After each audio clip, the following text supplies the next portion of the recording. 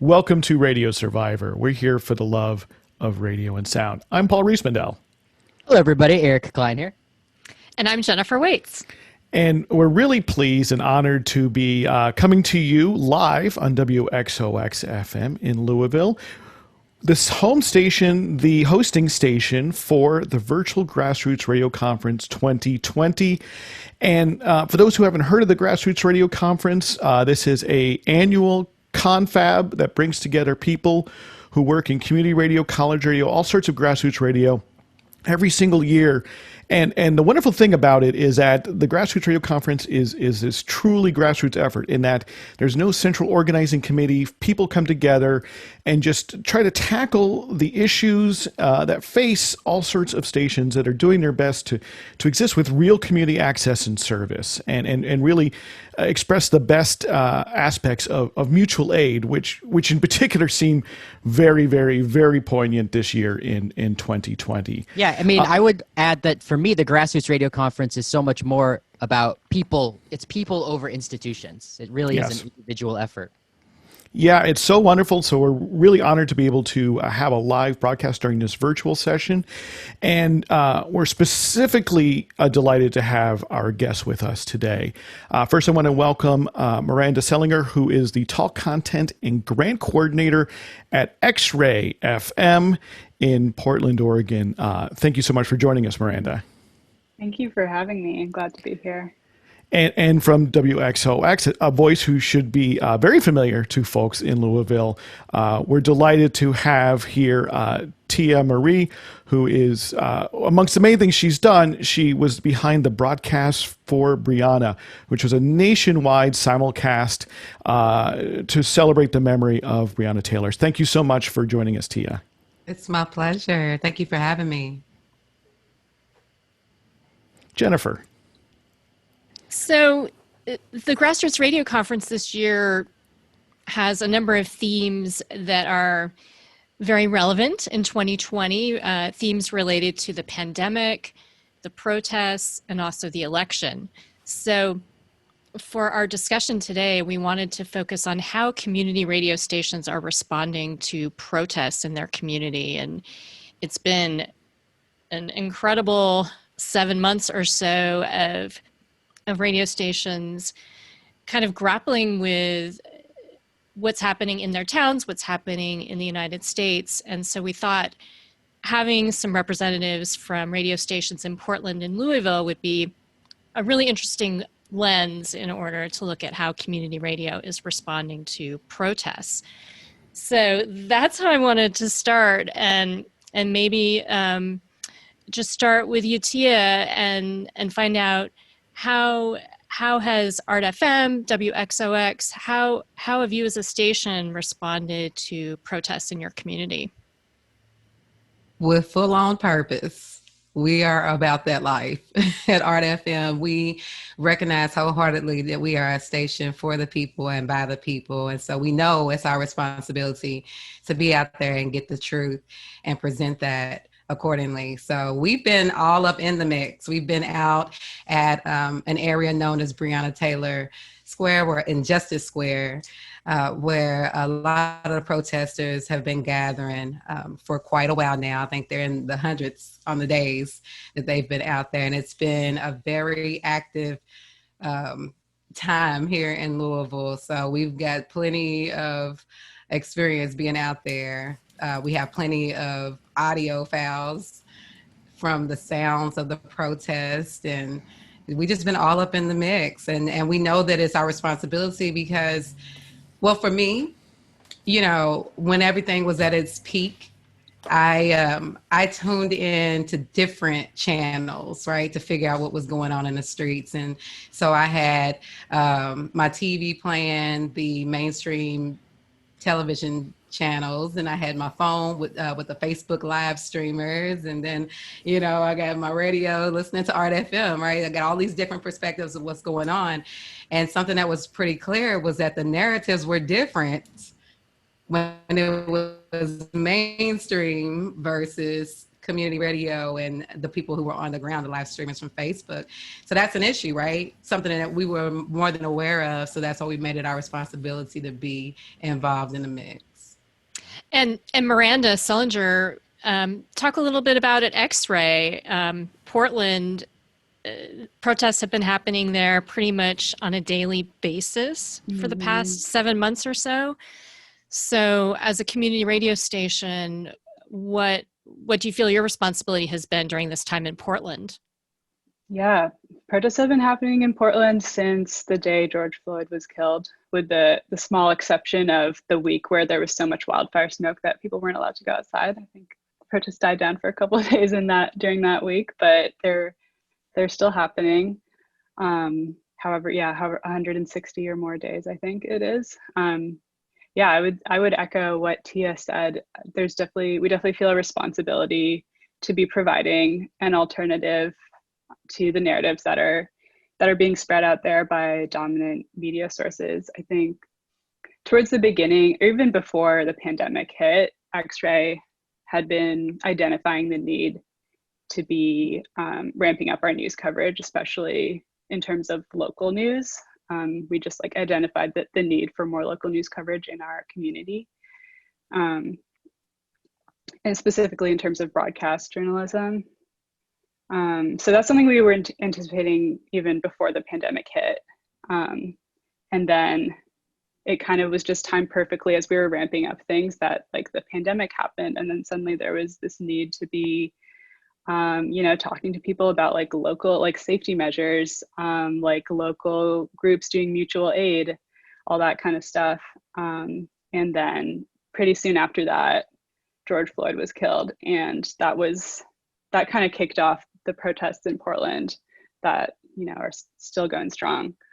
The way we've responded to that has definitely been, I think one concrete way would be us producing a new news program, a talk show and podcast called The Local, which is a 30-minute local news only piece of content that's broadcast on our airwaves and also out there in the podcast world. And we're really proud of that, just featuring the voices from our community, holding the mic to the people who are actually going out there to report on the protests. Miranda, I'm going to ask you a little bit about The Local there, because I think this is the kind of programming that I've talked to a lot of stations. This is the kind of thing that they want to be able to do. Tell us a little bit more about what is featured on any given day on this daily half-hour news podcast and broadcast. Yeah, it's one of the main things that I work on at X-Ray, so I love talking about The Local. So it's, like I said, a daily 30-minute piece, and it always features at the top of the show a news rundown of local headlines that we call the Quick Six, because we try to feature 6 local headlines. And then we'll often include a shorter segment that's maybe someone's piece reporting from the protest, or maybe a shorter interview with someone from the local food scene or nonprofit group. And then we'll round out that 30 minutes with a slightly longer interview that's usually taken from our broadcast news services. So we have a morning show called X-Ray in the Morning, broadcast every Monday through Friday from 7 to 9 a.m. And we the way that we've managed to produce The Local, it's a problem that we've been struggling with for a while, because the morning show is already this volunteer driven feat of we don't know how it keeps happening, but we keep making it and it's great. But struggling with the idea of producing even more news with our low capacity. And the way we produce the Local is that it's uses a lot of content from our broadcast from the morning show. And we just have a wonderful team of staff, interns, and volunteers who edit and produce that tight 30-minute program every day. And here at Radio Survivor, I think we want to get into the weeds some more about how that podcast at a community radio station is produced. But I want to ask Tia Marie again to tell us more about, you described, you used an image of bringing a microphone to the Breonna Taylor protests in Louisville, Kentucky. And I'd like to hear you say more about about what those days sound like on your radio station. Like what has been on the air at these protests? Well, it is probably been the icing on the cake for the tribute that we put together for Breonna Taylor. And I guess we'll talk a little bit more about that later, but we use sounds of the protest in that tribute, and many other DJs have used the sounds across the city of Louisville as we're all broadcasting from our homes or remote offices. We just, we have some artists, some DJs that have sat on their porch and simply recorded what it sounds like in his general vicinity. So, as like a march Yeah. walked by the downtown porch. I'm Yeah. assuming. Yeah. Actually, I think it was in closer to one of our touristy areas called the Highlands. So it's an area that's usually off limits, but all areas have been touched by this in this entire city. So. Yeah, I think that's sort of an interesting point that, at community radio stations, we don't necessarily have the resources to get out there with heavy duty equipment. And so it can be as simple as DJs holding up their phone and recording a march in front of their house. Is that kind of what you're describing? Yeah, absolutely. Even when the times that I've been down at the hub in Justice Square, I've taken my phone and just started recording the sounds just because it's so vibrant and there's so much emotion in it. It in and of itself tells a story. So it's important to capture. And, how does that weave itself in then in any given air day? Do you have a sense? I know that Art FM is principally a music station, but it's not music as a distraction, right? It's music Sure. as engagement. It's about that engagement with the community through art. So tell us how are the issues and the protests palpable through the airwaves? Well, we actually like to call ourselves experimental because you don't know what you're going to get on Art FM. When you tune in at any moment of the day, you can hear me running my mouth on the Tia Maria show talking about all things love and light. Or you could tune in and hear, Romel, DJ DS, and Will, hitting you with that good old hip hop, So we do have great music shows, like we have great talk shows, and everybody has found an opportunity to slide in the audio and the conversation related to the movement because it affects all of us. So, yeah. And what kind of feedback are you hearing, say, from your listeners, either directly when they're calling you or on social media? You know what? One of the main things I'm hearing, which really put me much more behind the Say Her Name movement, was just the lack of awareness that Black females deal with when it comes to being victims of police violence. Like, I speak about this on my show. I speak about the hidden things and how 2020 is bringing out the things that have happened in the dark. And a lot of people are just astonished when they learn how many Black women are affected by this. So that's what I get. A lot of people just really appreciating, this heightened awareness. That's probably a great time to have you talk about the Justice for Breonna broadcast that you produced, Tia Marie. And so tell us how that came to be and what it was. Well, it was honestly the brainchild of our GM, Sharon Scott. She, along with other DJs on the station and the Pacifica Network, had got together and did a dedication to George Floyd with 8 minute 46 seconds worth of silence.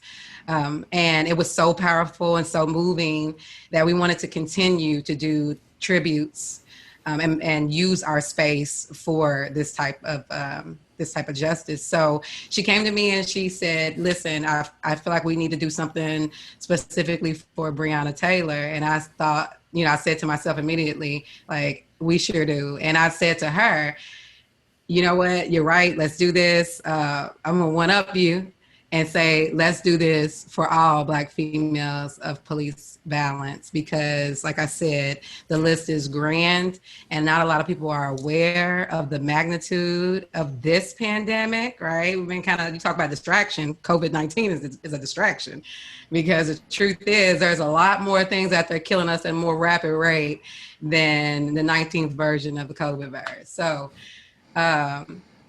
we both pondered on that and said, yes, let's do it. I wanted to incorporate the voices of Brianna's family because I knew that they would have something powerful to contribute. And so I reached out to some folks and landed a conversation with her auntie, Bianca Austin, who recorded an amazing dedication to her niece. And another thing was Sharon really wanted to feature a song that Brianna really loved. We wanted to highlight a song that she really loved. And so her auntie was like, well, one of the songs she chose was like really one of those, nuck if you buck songs. I was like, we gotta keep it keep it look cool and calm and collected. And she was like, well, she was a huge fan of Mary J. Blige and Everything was one of her favorite songs. So we brought the song Everything together with the amazing message from Bianca Austin, her auntie. And then I decided to record the voices of the female victims that I could come across and turn it into just a reading of the names. And Brian Manley came in with the audio from the protest. We blended it all together and it just became a masterpiece. We actually put it together really quick and we didn't know what the response would be or, what our reach would be with it. Sharon drew up a press release, put it out there to the world. And next thing we know, over 70 stations joined in to play this tribute worldwide. Even we had someone in like Austria play it. And so it hit the airways all across the world. And it was just an amazing moment for us to see the response for this woman and for this movement. So I was just really grateful to be a part of that. And what sort of responses did you hear in addition to, how amazing it was that so many stations broadcast that? What did you hear from people after they heard this broadcast? Well, what it felt like for a lot of people was the humanization of the victims, right? Because, what has been constant with Black females of police violence is that after their deaths, they usually get villainized, criminalized, made to seem as if they got what they deserve, right? So the people can sympathize with the officers more so than the victims.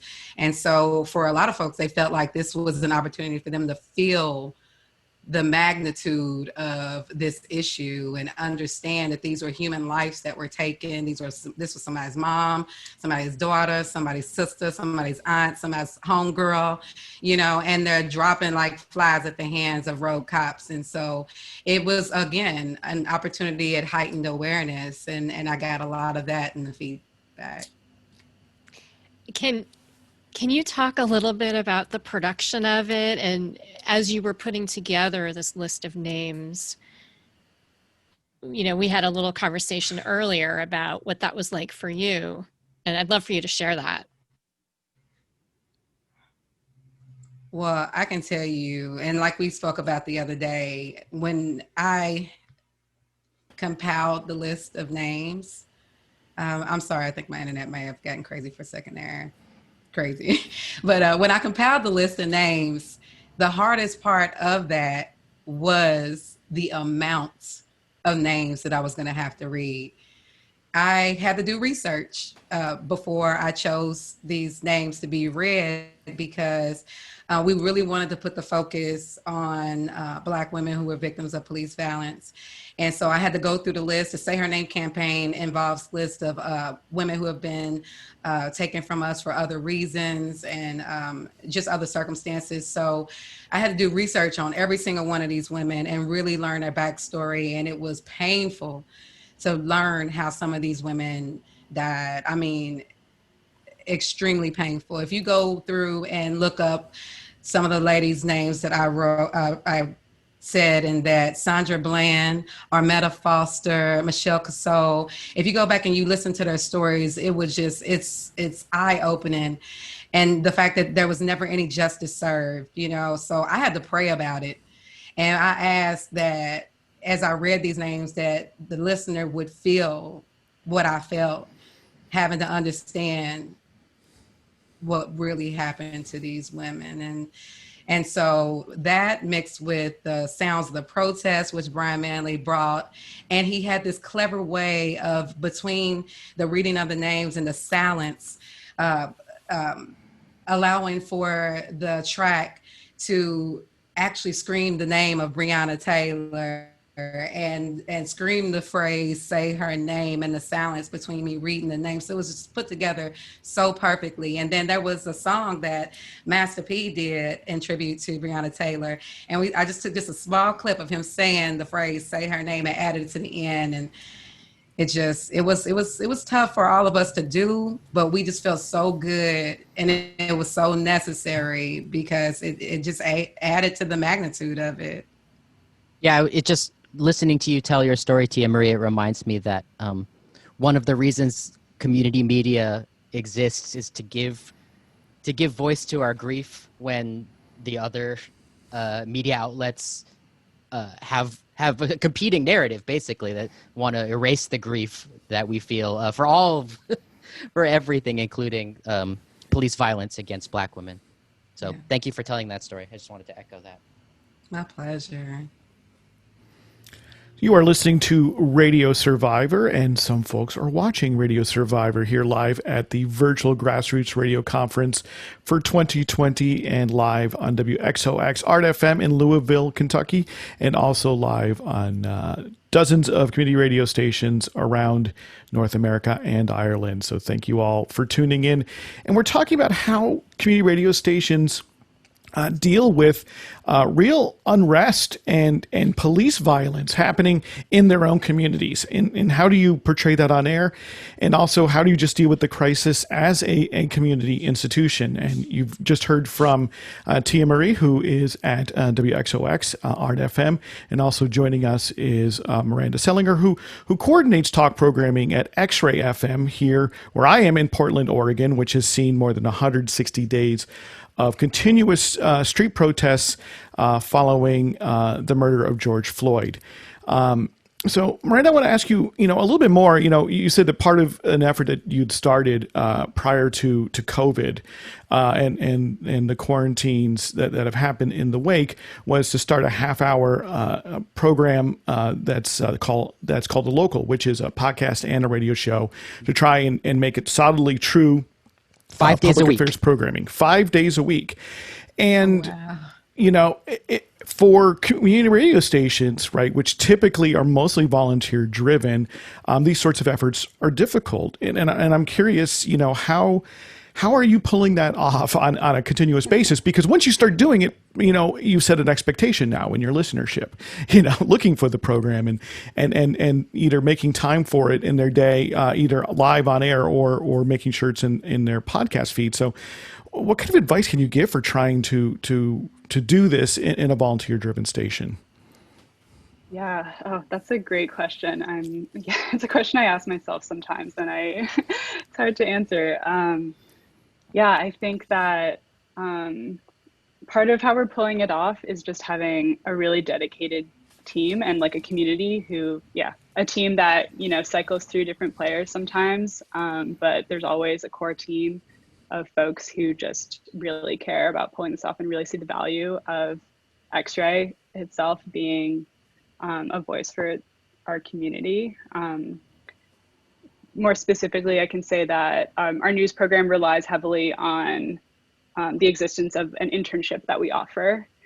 So we have multiple interns at a time, and they're a huge reason why the Live Morning Show and The Local are possible at all. And they're so talented. And it's also where do the interns come from? What are they? Are they students? Are they more like community interns? How do folks make their way in? Yeah. A lot of different ways, honestly. A lot of folks who are students or who recently graduated from school. Also, a lot of folks who are just, have been part of the X-Ray community and just really want to, get their hand into some news writing or editing. Just have that passion and time. I'd say those are the main the main folks that the internship attracts. And did these folks come together, before the program was sort of conceived, or were some of your, these volunteers or interns even part of that initial conception of starting this program, the local, your daily news show? Yeah, I'd say a few of them were part of its inception.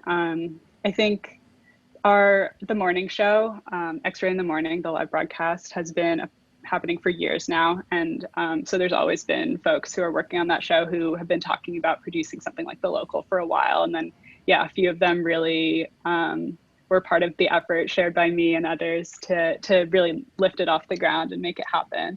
And then that in turn kind of built upon itself and made us realize that, oh yeah, we need to like actually have more structure for this internship or volunteer roles and like provide like more in-depth training and more specific training and lay out these expectations, figure all that stuff out ourselves. So it's kind of just like building upon itself the farther we go. And I'm really excited to see how it'll keep shaping itself in the future.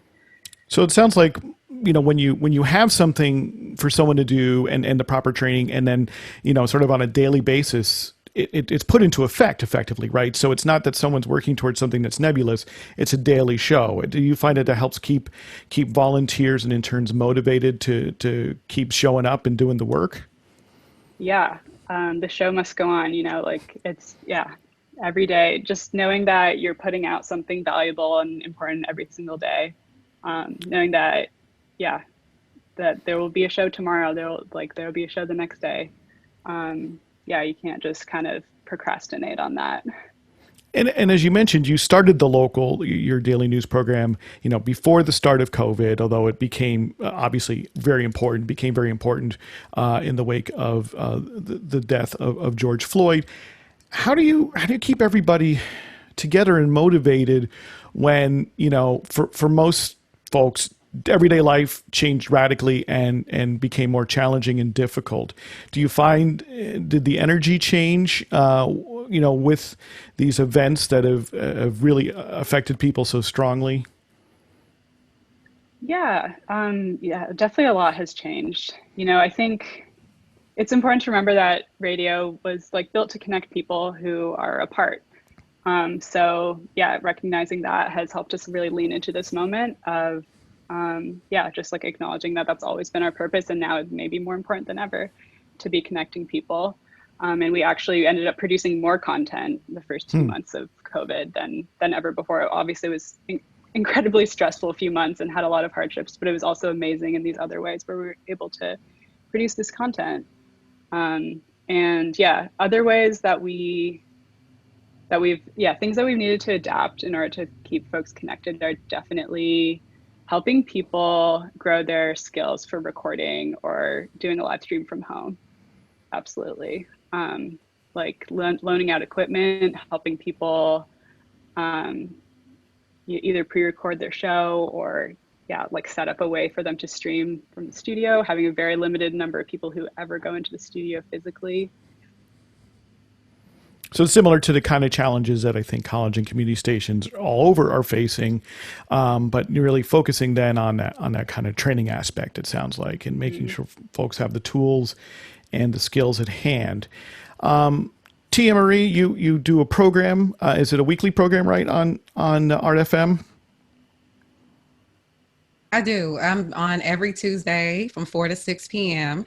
And my first show is called the Tia Maria Show, and it's more of a talk show. Even though I do play some music, it's more of a talk show and all about spreading love and light. And I like to talk about energy and astrology and things like that.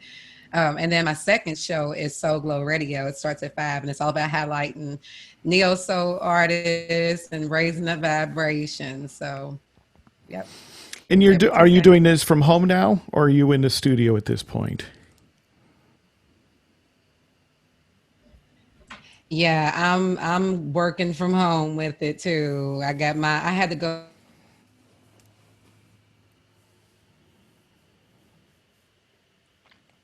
Well, so I'll give Tia a moment there while as we deal with the tubes, which everyone is dealing with every single day.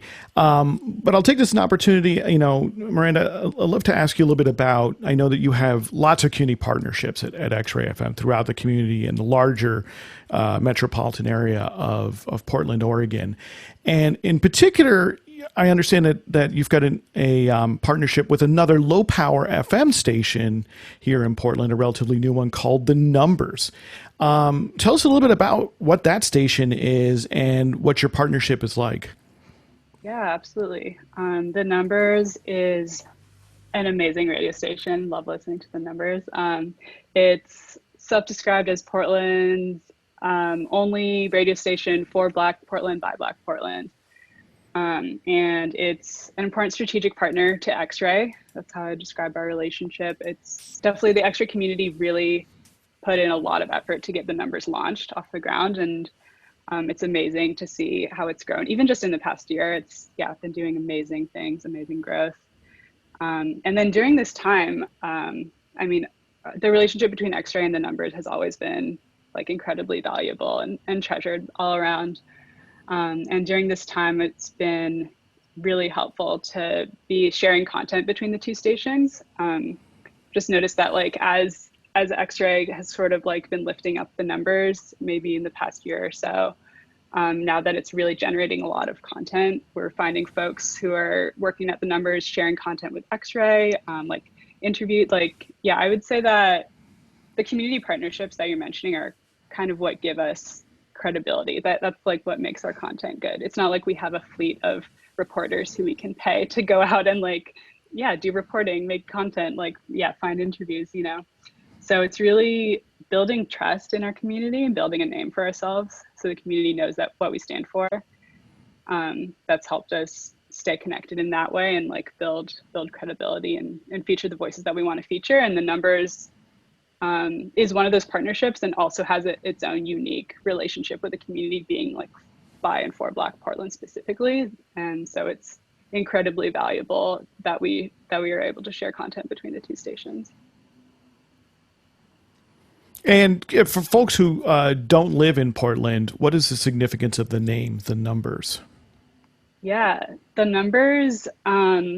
So The Numbers is 96.7 KNUM, and The Numbers is also the name of a neighborhood in Portland, an area of Portland that is a place where a lot of Black folks and people of color live that is largely a result of gentrification. It's, actually X-Ray itself, the office that I'm in right now is in a gentrified and gentrifying area of Portland that used to still a lot of Black folks live here and a lot of people of color live here, but it's heavily gentrified. And The Numbers is it's an area where a lot of folks have had to relocate. Well, and it's the gentrified neighborhood, the neighborhood where Black people still live to this day, but less because they had to move out because of gentrification.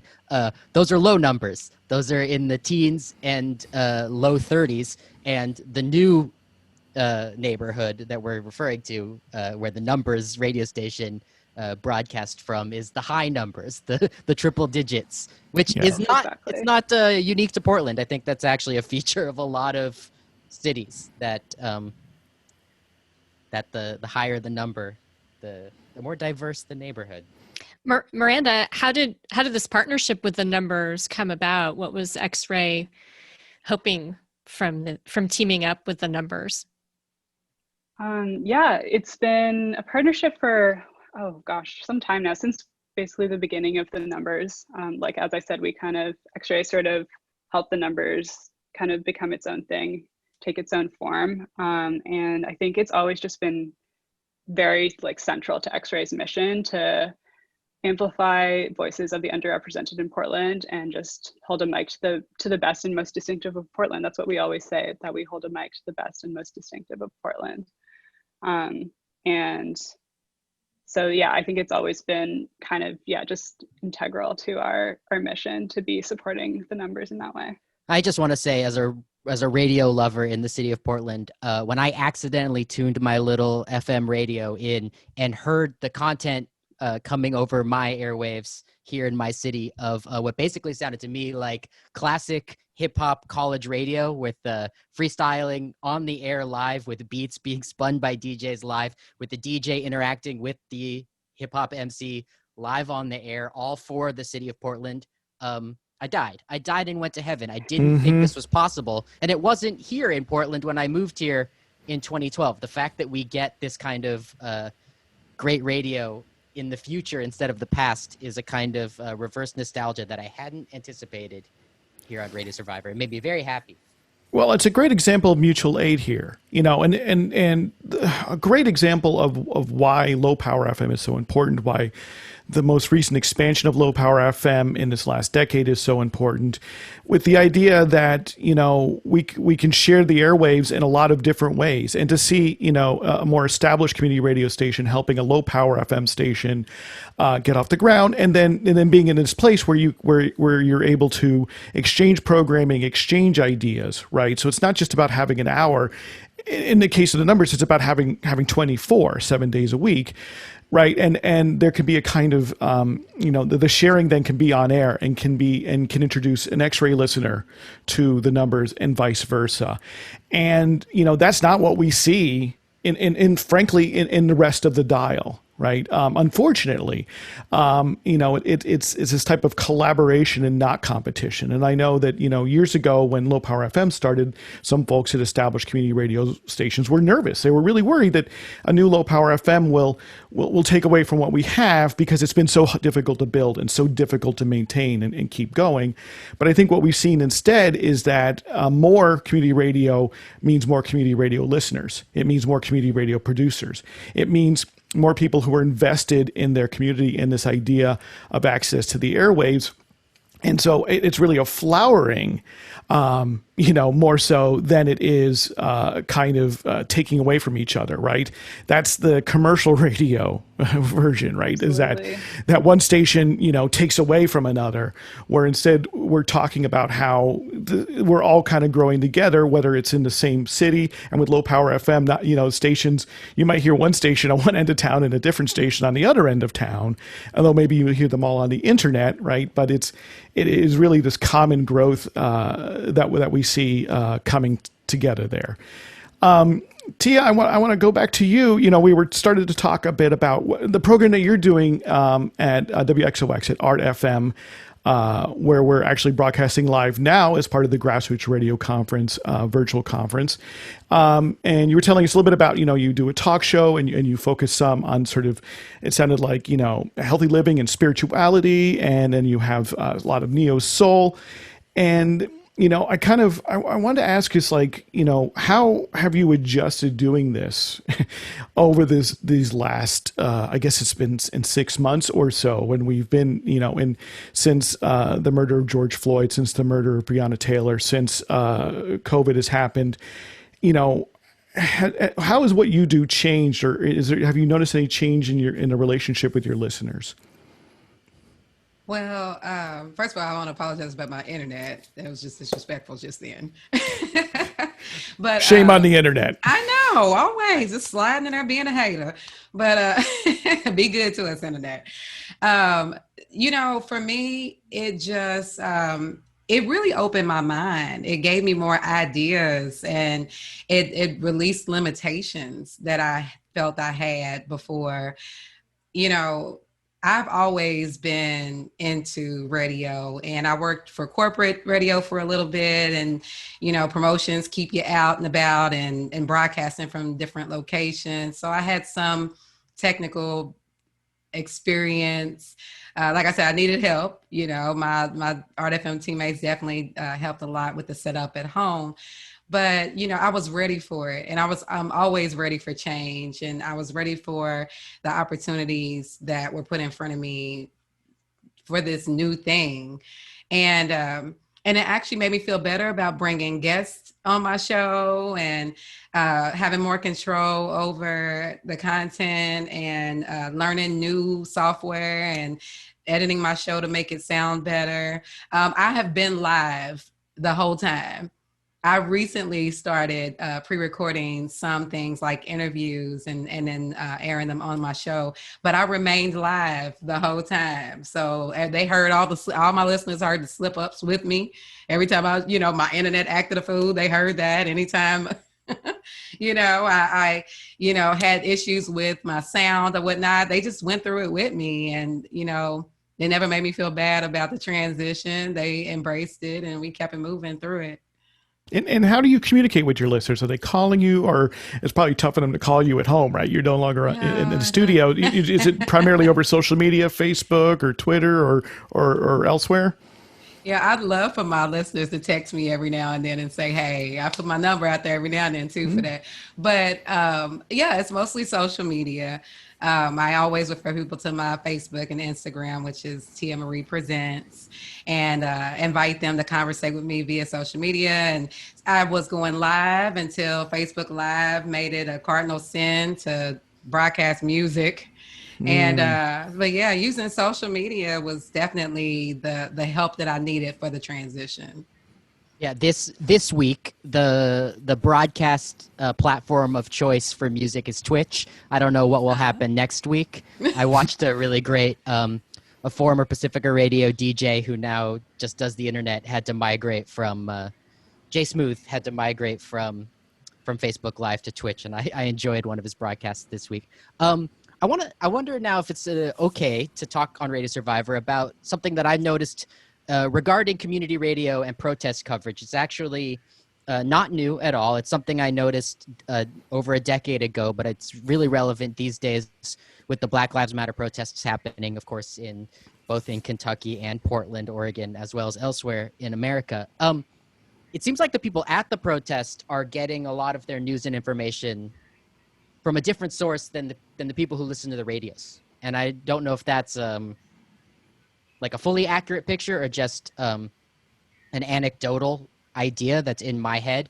But I seem to, I did ask a reporter on Twitter that I follow in Portland, like how many people at the protests are using Twitter to get their information as opposed to community radio. And it was pretty, it's about 3/4 of his followers, which is a bad not science to ask a reporter on Twitter if his audience is on Twitter or not. But I do want to start this conversation about how you guys, we'll start with Tia Marie there at Art FM in Louisville, Kentucky. I wonder if you can talk about do you think your listeners are people at the protests or people who are maybe not at the protests because they might be older or not outdoors types during COVID-19? Do you see your audience as people who need to learn about what's happening in the streets because they're not there, or people who are in the streets who need to have this informational support? That's a great question. I actually feel like my audience is more the people who are not there and who are looking for information to understand the movement. And I actually speak to them from that perspective because I kind of pride myself on being more of an educator. I like to talk about history. I like to talk about where we've been and where we're going. And, so I think that I have a listener base because what your vibe attracts your tribe, right? So I feel like I got a listener base that likes to learn, that likes to understand about the movement and maybe feels that they can offer help on a more strategic level than a physical level. And so I try to give them the ammunition to do so. So do you do that, Tia? Do you do that with your guests, or how do you bring that story to the airwaves? Yeah, my guests are purposefully chosen. They're always a resource for the movement. I just had the other day a lady who's the CEO and president of 7 County Services, which is a mental and behavioral health organization here in the city.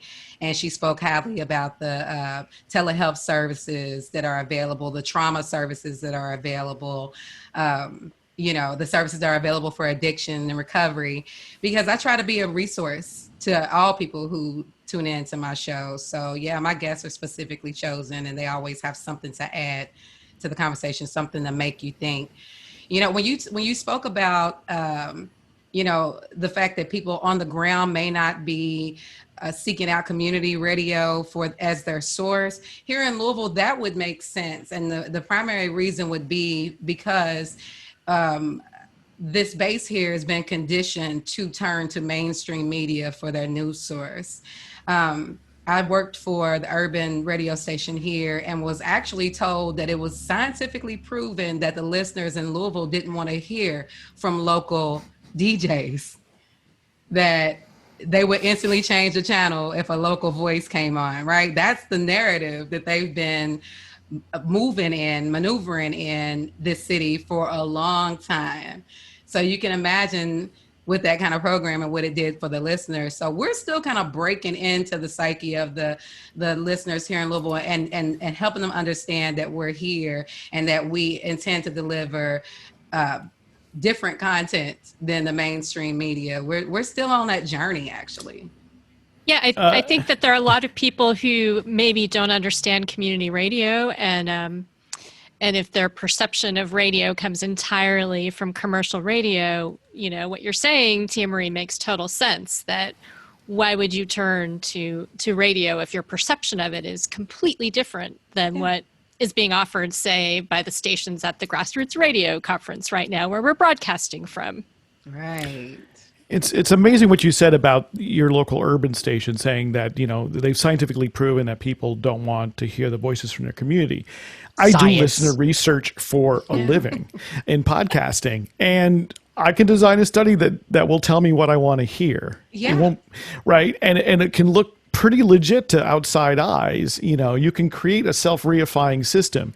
You can recruit the same pool of people to keep answering your questions, but maybe you're not asking the right question. And we I had think, a book in college called How to Lie with Statistics. Yeah. Right. Oh, yeah. Miranda Selinger, you're at X-Ray FM in Portland, Oregon. I wonder if I can bring that question over to you. How do you think what do you think X-Ray's audience is as far as these ongoing 170 straight days of street protests? I imagine that X-Ray's audience are not those, largely those people who are outside every night. I imagine our audience is not largely the protesters themselves either. But what Tia said about still trying to break into that type of trust with listeners is something that rings true for me as well. I think that there's a lot of trust lost between listeners and major media sources when it comes to the protests and when it comes to other current events these days. But I think especially when it comes to like the racial justice movement happening right now at large. Most people I know do not read the news, do not read the newspaper to try to find out what happened in the protests. They go on Twitter and they know which journalists to follow, like whoever's live tweeting or whoever's offering analysis. And that's how you know what happened at the protest last night. Because when you read about it in the paper, it sounds completely different from the experience of the people who are actually there. Right. To be quite honest, they use the word rioting in ways that I don't agree with. They use a lot of passive language when it comes to talking about what cops are doing. And that's something that, I don't think that people in Portland necessarily look to X-Ray or other community stations as like the place to learn what's happening at the protests. But that's definitely something that we're trying to offer folks. Like if people are losing trust in power holding institutions, including major media or corporate media, then we want to offer an alternative to folks by holding the mic up to multiple voices, to activists, journalists, leaders, local politicians, like any leaders in our community, and just kind of letting them go off. And I just want to mention that I know a lot of these reporters on Twitter who are following the protests on a nightly basis. Some of them are independent journalists. Some of them work for one of the indie weeklies. Some of them work for the local NPR affiliate radio station. Are doing a great job reporting from the ground without that passive voice, without that officer-involved nonsense. But it's a mixed bag. Yeah, and I kind of want to follow with that with you on that, Miranda, because on the one hand, as someone who follows these same journalists on Twitter here in Portland, you get a visceral sense of what's going on in many cases, and which is important to really understand the wantonness of the police violence that is happening on the streets every single night that it's good not to lose touch with. What it's more difficult sometimes is to get that higher level overview, right? To see this in sort of systemic terms, right? And the repeat of how many days or whatever. And I wonder how do you answer that challenge in X-ray, right? So if you're not quite on the streets in the same way every night, which would, I can imagine how difficult that would be to sustain and also do a local half-hour news show that tries to also cover all the very other important stories going on. But so how do you lend that kind of a little bit more perspective to help people kind of not become, I think, numb and inured to it and still see that the importance of it? Does that make sense? Yeah, I think so. I think offering a bit of that analysis, a bit of that big picture is something that we can do a little more like on our end, on the X-ray end, or else talking to like our major partners, like people at the Portland Mercury, for example, or other independent journalists to offer that kind of analysis. And then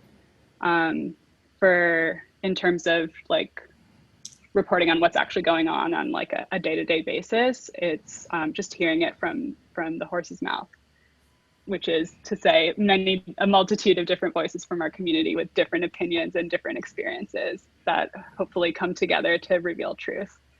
So you are talking to folks who are on the ground then during the protests? Yeah, absolutely. Occasionally, or often it'll be folks who are on the ground sending us their audio. Mm-hmm. Absolutely. Sort of related to that, we've talked about how Twitter is being utilized by all of these journalists and people on the ground. So I'd be curious to know if both of your stations do anything with that Twitter conversation, or if you join in on the Twitter conversation. Yeah, do you try to jump in there? Yeah, do you jump in? Do you share those posts? Is your audience on Twitter as well as listening to you on the airwaves and on the internet? Good question. I would say that X-ray doesn't necessarily use Twitter in that same way. Like we'll share news for sure, and big updates in that way. But it's an interesting question. We've been talking about how best to leverage that tool, and I'd be curious to hear what Tia has to say. Oh, listen, I was listening for your response because I have to be honest. I am not a Twitter person. I'm on Twitter. And I know Art FM is on Twitter, and yes, Art FM does a good job with retweeting posts that they like and believe in. But I personally, I actually don't use Twitter. I use Facebook more so for that conversation to, I feel like more of my listener base is attracted to Facebook. So I'm more focused over there in that platform, that arena. Yeah, and we here at Radio Survivor had a number of conversations about the dangers of radio stations, community radio stations, depending on these for-profit corporate platforms to reach their audience. It's just that we live in a world where a huge chunk of the audience is there already, and it's nice to say hello to them from our neck of the woods. For free.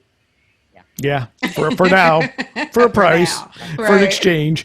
I wonder, Tia, can you talk a little bit about your experience as a DJ, as a programmer right now during this period, not being able to be in the radio station, whereas often is not just a place where you broadcast, but it's a place where people commune together, right, and get to know each other. What is that like? What is the social life about like at Art FM? What is it like right now, especially considering that you managed to pull off this amazing simulcast, which required a lot of coordination and stuff. What's it like though, and how not to mention how this are people conference. Yeah, not to mention this amazing conference, the Grassroots Radio Conference that we're so privileged to be at. Did we give Tia Marie credit for helping run the Grassroots Radio Conference on this radio program? I apologize. It's an oversight on my part. How what is it like being in community radio now from your perspective as someone who's very active, and clearly knit into that community? Well, lots of happy hours and encouraging people to turn their cameras on so we can see their faces and smile at each other. So virtual happy hours though, right? Virtual happy hours. Yeah, Sharon does not play about keeping it safe during COVID. In Props to Sharon. Yeah, she doesn't play about that. And, we actually have taken it as an opportunity to update the studio, to get it prepared for grander experiences, others. So, you know, we kind of look at it like, even though it's sad that we're not all together, we're building while all this is going on. But, you know, I'm from the old school, right? I remember radio as it's supposed to be, right? It's all about being on the ground. It's all about being in front of the people, you know, and establishing those relationships. So for me, you know, it sucks a little bit to not be able to be physically connected. But I'm just still very grateful that there are other tools available so that we can continue to still be in each other's presence, even if it is digitally. And so I just, you know, take advantage of everything that I can to be stronger at this new way of doing things. But I definitely miss it. I'd love to be back in the streets with everybody, back in the studio with everybody. And, you know, we're big at Art FM. We were in the parades and, you know, having all kind of events. So like, we're big on being on the ground and, you know, so this is, yeah, it's a little trying, but we're getting through it. And Miranda Selinger, you're at X-Ray FM in Portland, Oregon. How are you getting through this time when we can't when we have social distancing and so much of an online presence instead of in person? Yeah, definitely using Slack a lot. It's more for X-Ray staff, but all of our DJs are invited to join our Slack and participate. And we have different channels where we can kind of just chat and channels where we can work, which has been really helpful during this time. And I'll also say, because we just actually had our DJ family meeting last night. We have one every few months on Zoom where we all come together and kind of update each other on what's going on at the station and say hi and maybe like hear a performance from a musician in the crew. We just had that last night and it was so nice to just see everyone's face in 2D, but still very nice to see everyone's face, hold up your cat, keep connected in that way. Yeah. That's sort of it's such a testament to community radio that you call it a family meeting. I love that. Yeah, I do too. Do you feel in any way that in some ways some folks maybe are closer now? You know, it had this because you had to put this focus on being more thoughtful about the connections. Maybe. I think that there are definitely some folks kind of just like saw the person whose show was right before them or right after them, and that was it. And now it's a little different where you're kind of interacting with everyone, or like the people who are commenting on the Facebook group or the Slack channel or whatever. So new connections, new alliances. Yeah, for sure. What about you, Tia? What do you think of that? I have to piggyback right off of that. That's exactly how it was for us. It's like you only really saw the DJ that came before you and came in after you. And then, of course, we have monthly events, so we would get together and see each other. But, yeah, no, this being online, I think it has forced us to, you know, get to know each other on a more personal level and get much more connected. I mean, we're looking in each other's houses now. We're seeing the cats, we're seeing the babies, and we've had a baby boom at Art FM. My goodness. So like we're seeing into personal lives a lot more now. So it's definitely been something that's grown our relationships. Right. Sounds like what we're hearing is that the communities inside of the radio stations are feeling closer and having an easier time of connecting with one another. The challenge that I'm hearing is that we don't know what's happening outside of the close-knit family as much because we can't leave our houses safely. Right. So it's something to keep in mind out there in community radio land. Well, wonderful. I think at this point, we're hitting our hour moment, which means we can open things up to some questions and answers. And we're lucky we have Derek here who can help us facilitate.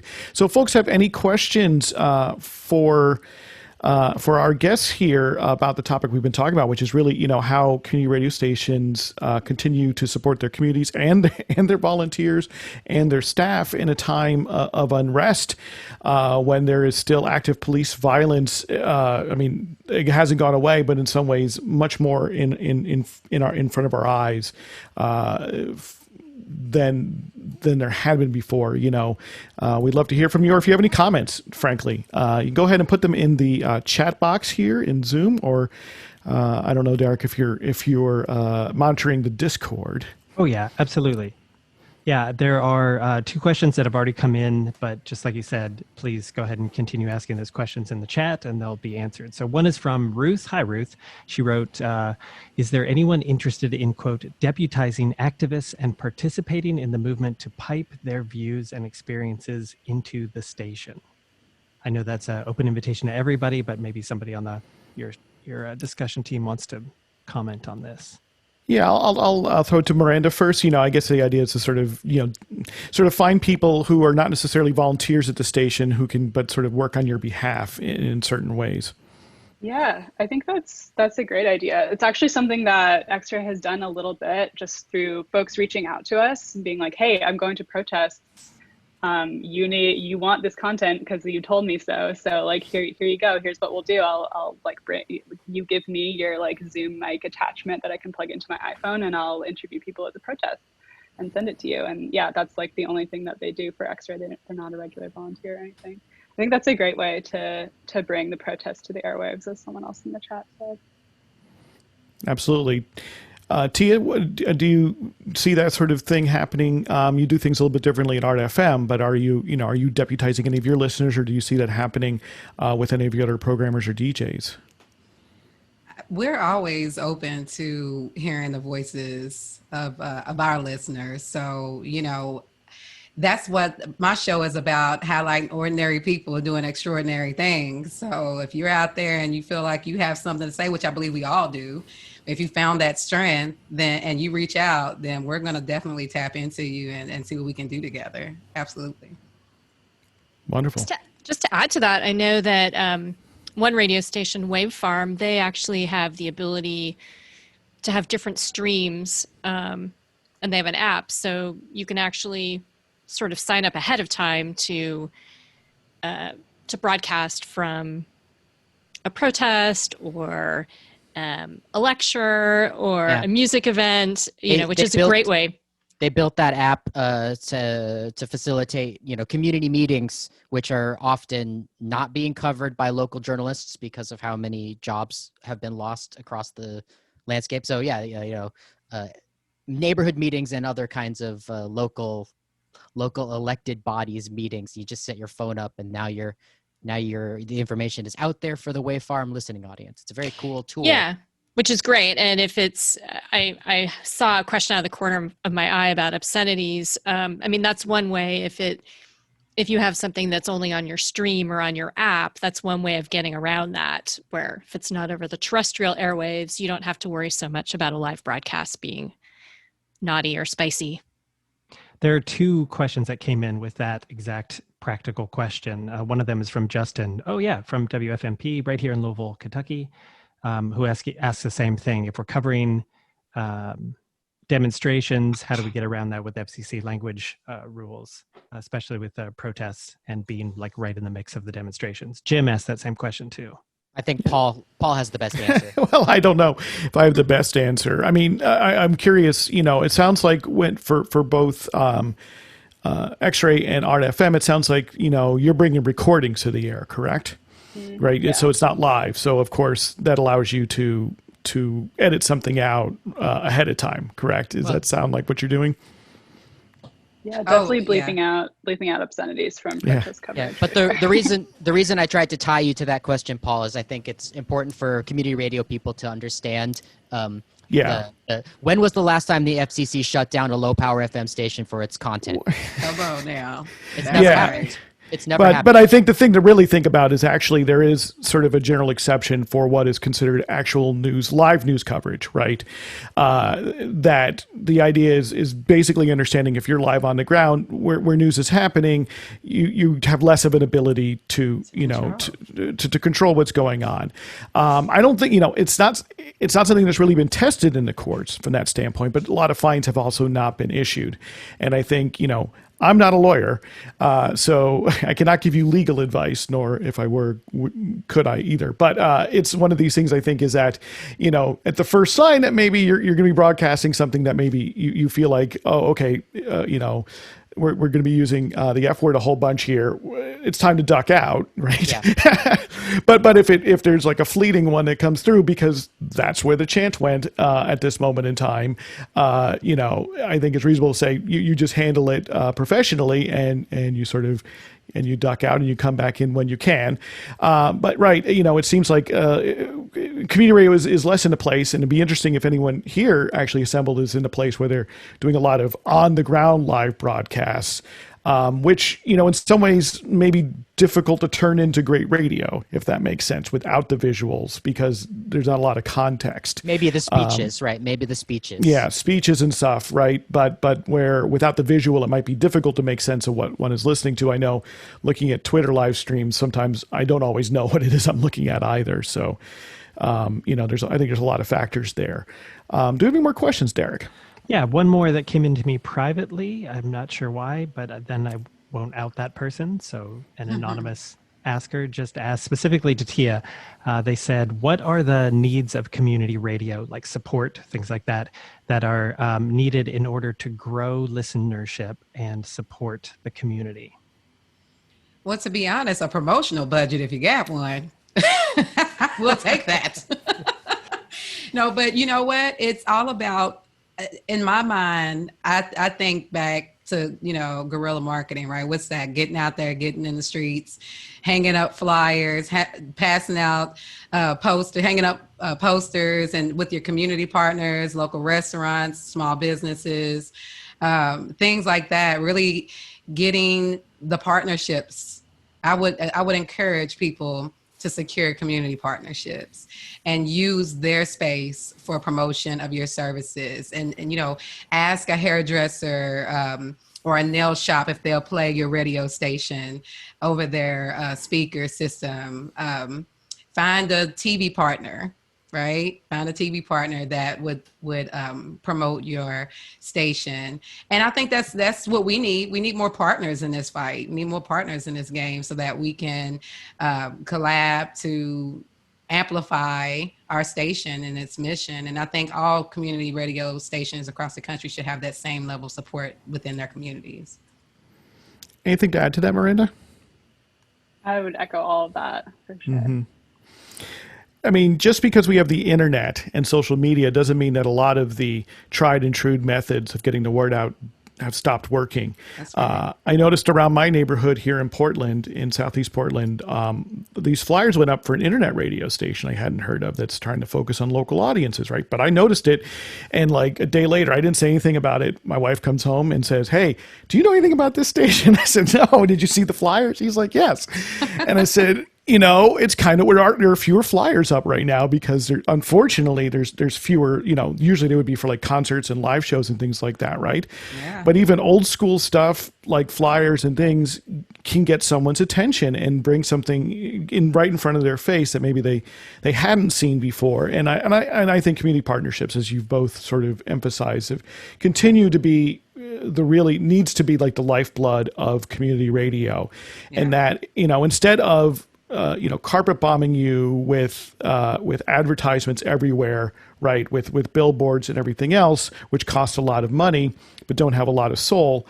It is really about bringing people in one by one, right? We're not, every additional listener, right, is a growth of that community. And so instead of thinking about it in terms of the thousands and millions that we've been trained to with commercial media, is to return to those roots of like every new person who you make a connection to is a new listener, a new part of the community, possibly a new programmer, a new contributor, right? Somebody who is going to start thinking more about how they can be more a part of the community and their community radio station because they're one and the same, I think.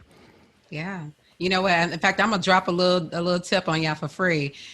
Get with your DoorDash folks and your people that need stickers on something and see if they wouldn't mind dropping your sticker on their delivery. Just saying. There you go. That's a hot tip right there on some hot pizza, maybe. Yeah, you never know. Derek, do we have any other additional comments or questions that have come in? There are lots of really good comments that are in the chat, and I know everybody can see that. So maybe this is a good moment to just say thanks to all of our sponsors that have helped build this community and this conversation. I just want to thank them all. Pacifica Network, of course, SCMS, Broadcast Equipment and Solutions. Thank you. Spinatron, Broadcast Tool and Die, and of course, Max Pixel Art and Design. Thanks Wonderful. for keeping this community going. Thank you all. Can I read a comment that I just read from Lisa Rudman here in the chat, just in case, to get it on the record? Lisa Please. writes, just an interesting example here in Oakland, California, the Anti-Police Terror Project, APTP, which footnote, I have a footnote on that, uses a low-power FM radio broadcasting more as a tactical tool in the streets by broadcasting from one truck during car caravan around the murder of George Floyd protests. They broadcasted music, Lisa says, and inspiring thoughts as the protests went on. They gave instructions as far as keep crossing Broadway, and we are headed down to the lake, et cetera, et cetera. My footnote is that the Anti-Police Terror Project was founded by an activist who has been hired by KPFA to be a host of their flagship morning show talk radio program, the 2 hours, 5 days a week.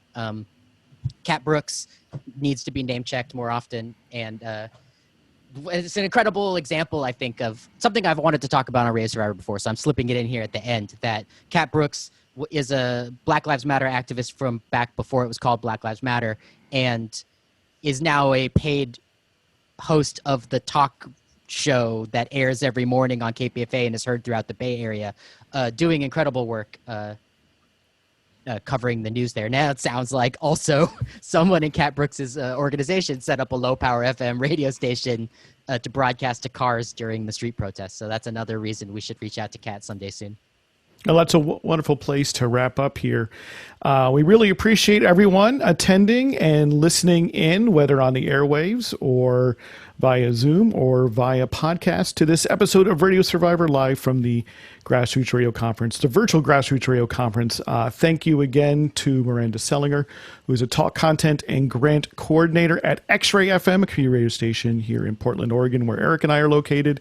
And also thank you to Tia Marie from WXOX Art FM. Really appreciate you both taking this time to speak with us on Radio Survivor. And for folks who don't know, you can find us online, radiosurvivor.com. And if we didn't catch your comment here, do drop us a line, podcast@radiosurvivor.com. Yeah, wait, did we like pump? I don't know if we have time. We're a podcast and radio show, and we've done 266 episodes about community radio, college radio, and the history of radio in the United States and the world. Last week's episode was my favorite episode. This week's episode is my favorite episode. I'm proud of the work. And so last week we talked about 25 years of community and college radio in Ireland.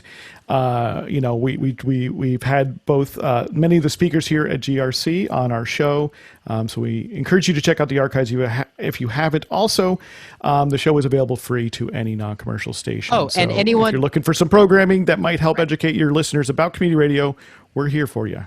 As well as anyone in the audience who hears the sound of my voice, we love getting tips for story ideas for the episodes for the show, and you can please reach out to us, podcast@radiosurvivor.com, or you're probably our Facebook friend or something, so you can just let us know that way. All right. Well, Yeah, everyone get excited for us. Chuck D. Thank you. Yeah, thanks for having us for a live session.